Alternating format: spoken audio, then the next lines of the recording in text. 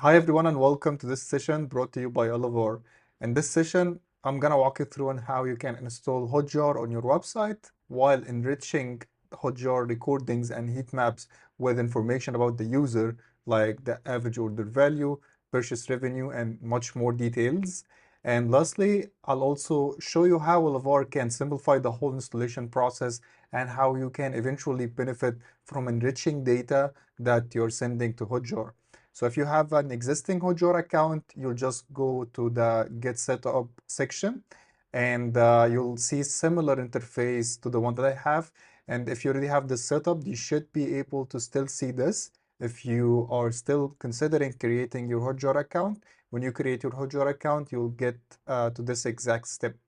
So within this code, we'll need to get only one thing, which is our Hotjar tracking ID. So this is usually after this. So HJID, and this is the ID. So we'll only copy this ID. Then we'll open our Elevar account, go to the pre-built tags section and search for Hotjar. Add your tracking ID or Hotjar ID over here and hit download. Now open your Google Tag Manager container, go to admin, click import option, choose container files, and let me choose my container, click open. And since this is a new container, I don't have anything that is set up on it, but most probably you'll have stuff that are configured over here. So always make sure to check the merge option, because if you have an existing tags, triggers, variables, anything within Google Tag Manager and importing tags, if you select the override option, which is this one, you'll end up deleting everything that you have and only having the tags, triggers, variables that are inside the file. So make sure to always check for the merge option. And also it's recommended to create another workspace where you test out the stuff before publishing them. But for this video, we're just gonna continue using the default workspace. So let's add this to the workspace. And once the file is imported, make sure to open this variable, which is update after import Hotjar ID. Make sure that this matches what you copied. It should match it, but it doesn't always hurt to double check. And then remove this and hit save. With that, we have all the setup steps configured, and we also have enriched the Hotjar events. So before I publish the changes, let's go to tags, and you can see there are multiple tags that Elevar have created for us.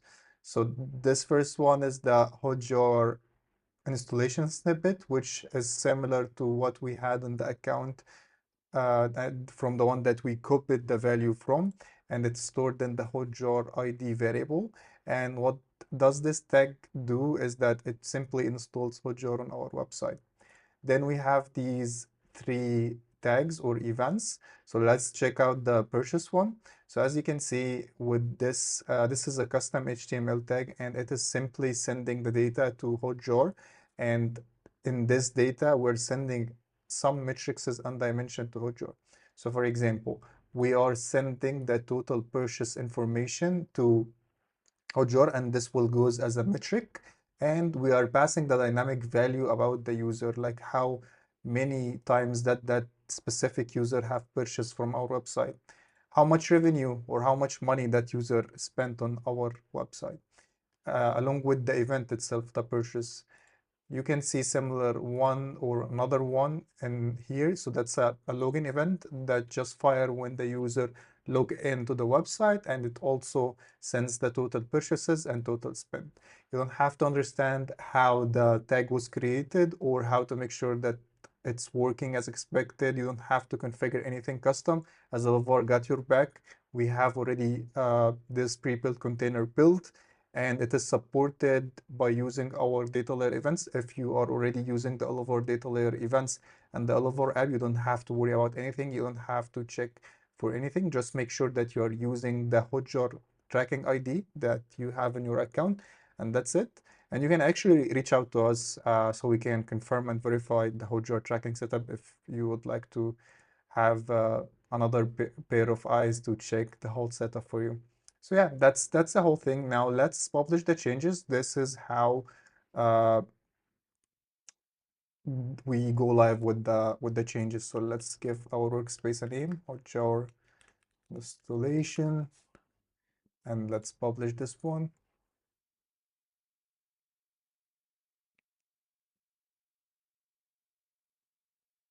Cool. We have now published the changes. This now should be available on our website. So let's go back to our installation page over here, and let's check and see if the Hotjar tracking is now working as expected. So we have here a button called verify installation. Let's click on this and let's add in our website URL and let's click on the verify button. If Hotjar is able to detect the code, it will let us know, and the code will fire. Apparently here it is not reading our code, so let's try it one more time.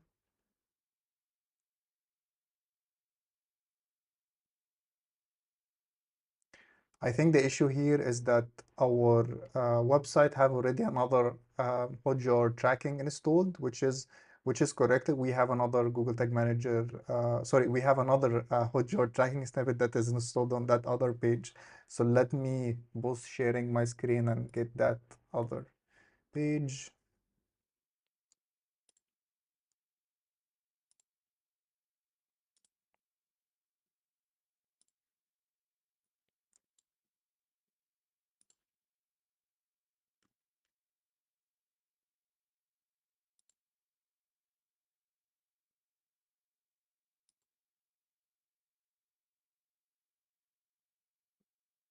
So here we go. That's the other account that we have installed on the website, and we this one is working as expected. It have the exact same setup that I just walk you through. It have the exact people tags that we used on that container that we downloaded from Elevar. So if you don't have any other Hotjar accounts installed on your website, these steps should work as expected, and you can still reach out to us for any reason if that did not work for you.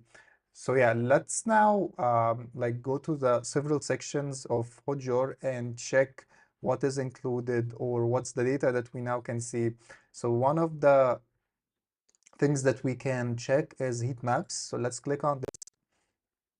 And by the way, for heat maps, you'll need to create this manually. So you need to go to heat maps and then create a new heat map. So you can get some understanding on what are the elements that the users click when visiting the website. So for example, I have this heat map on the product page, and most of the clicks are happening on the consent pop-up. I have a small consent pop-up on the screen that user can click on it to opt in or opt out from tracking. So that's the number one thing that users click. And then we have also some clicks on the links over here and these links as well. You can also click on the view button over here if you have a paid plan for Hotjar, and Hotjar will show you the user session where the user clicked on that button, what was the previous steps and the after steps as well. So that's one of the things that you can use within Hotjar. Second thing is surveys. So you can create multiple surveys within Hotjar. I have only one installed, which is triggered when a user tries to exit the website. So let me show you real quick how this looks like.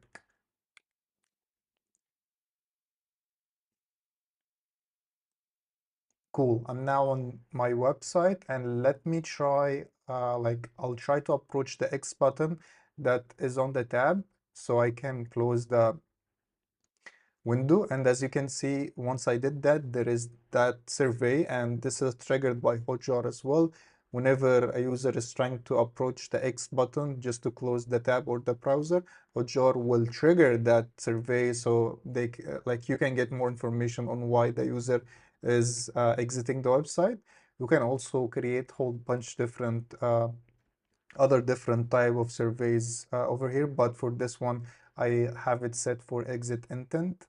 And last but not least, recordings, which is one of the things that we have configured through our account. So when we were configuring Hotjar, like a few moments ago, we were checking the custom HTML tag and we were able to see what data we're sending to Hotjar. And this is now how it comes to picture.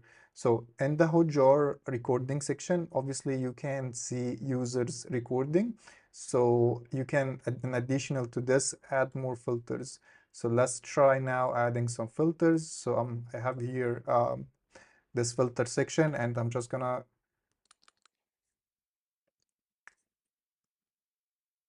add in the filters. So for example, you can set up the new and returning,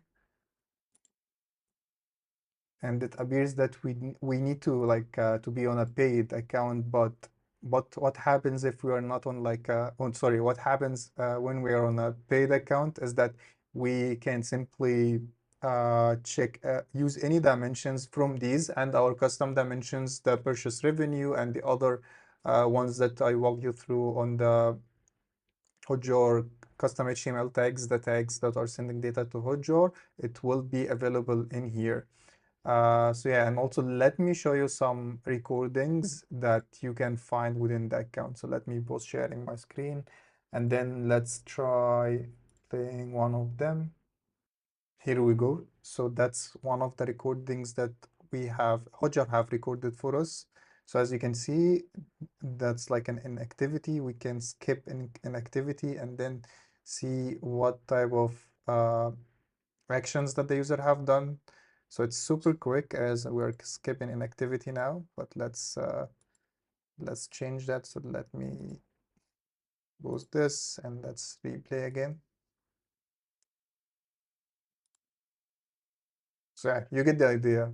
It tracks what the behavior that the user is doing on the website, and yeah, it's like watching a live user on your website doing interactions. Lastly, let me show you one more thing regarding the user attributes. So go to your Hotjar account and then click on your icon, profile picture icon, and then click integrations. From the left-hand side menu, there should be a category for attributes, user attributes. Select your website, and yeah, you'll get that script, which is, if you look closely to it, you will see that it looks very similar to what we have in GTM. Once your account is up and running and there is data that is sent to Hotjar, and if you are on a paid plan, you should be able to see all of these matrices and dimensions populating on your website. This is how you can ensure that your recordings, the recordings that you're looking at in Hotjar are not just random, right? Like you're not just checking random user recordings. You are checking users who place orders, who completed specific events like sign up or purchase, who have placed a specific number of orders. You can know how these high intent users are behaving on the website. And also you can see why the other users are not behaving on, are not converting and not placing conversions to your website by also filtering out the data for these only. And yeah, that's it. If you have any questions or if you want us to help more with the Hotjar tracking setup, please reach out to help@Elevar and we'll get back to you. This was Ahmed, and yeah, see you soon. And thanks for watching and being on that webinar.